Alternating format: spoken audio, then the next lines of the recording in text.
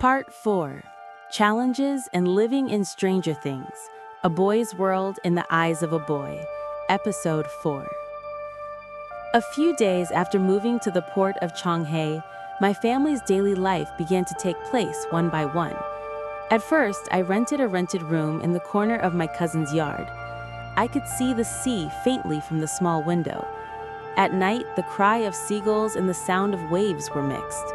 The salty air was unfamiliar, but now it became our breath. Big brother Do-hyun still went to the tailor shop. Every morning, there was a needle mark on my hand with the cloth on it, and I always came back tired on my way home from work. Still, he was the one who supported the family. Let's hang in there a little longer. Someday we'll be better. His words protected our lanterns, which seemed to go out every night.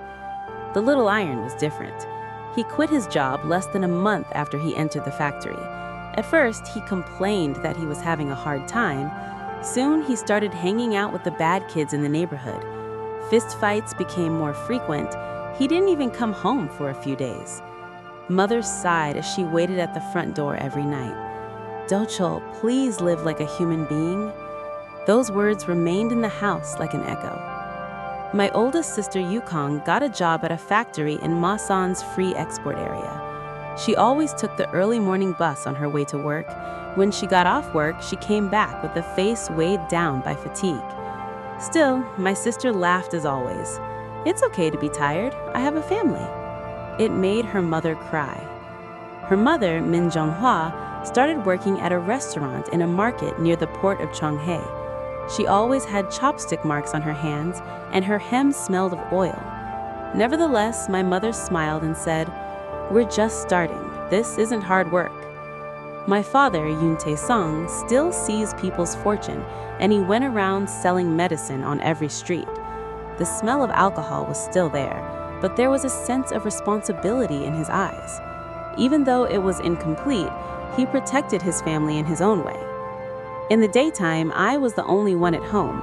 My mom, my brother, and my sister were all out in their own lives, so there was only calm wind in and out of the remaining 3 rooms. I used to climb up the hill and look at the sea. Unlike the field that ran around in Haeban-ri, the sea here looked cold and big. Still, I felt strangely comfortable.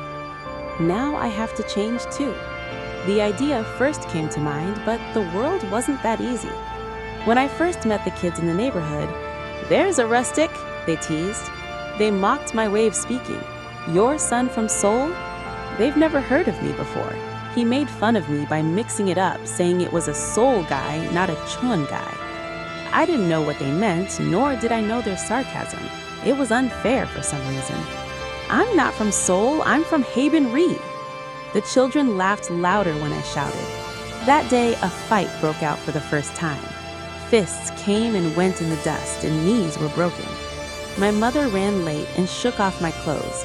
Then she said, "Winning is a fight, losing is a fight, but don't break your heart." I vowed to myself that day, let's not be seen, but let's not hate. Day by day went by like that. One day I became friends by telling the children how to farm. One day we argued again because we couldn't communicate. You learn to be different. Little by little, I learned to fit in with the world. The wind of Cheonghae port was still cold, but there was a faint warmth in it. It was an unfamiliar place, but now it was my way to take my footprints. So I was growing quietly in the new world.